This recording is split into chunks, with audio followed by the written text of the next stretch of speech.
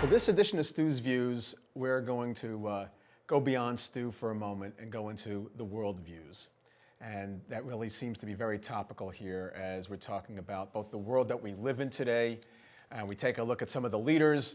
We don't have to look very far into our headlines, as well as our own personal deadlines, and see a world that is highly divisive, that is highly stressful, and makes the present tense feel like a present tense of some kind. And that is only one view. And I'm actually mindful of a quantum quote that Patricia once used that I'm going to use right now.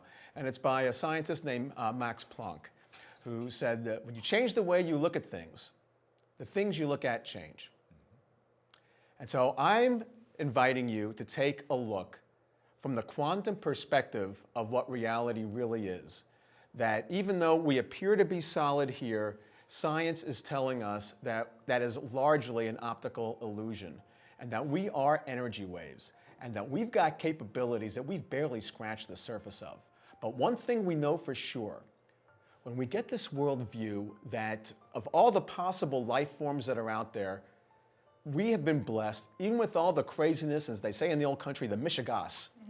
Even with all of that, it is such a blessing to be in this particular life form, to really make the most out of what this life has to offer for the time that we have, and consider the worldview of our interconnectedness based on science so our minds can relax into that.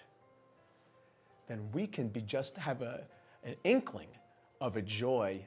As we are interconnected, we can be transmissionaries of this joy and create a new world that we all want to live in.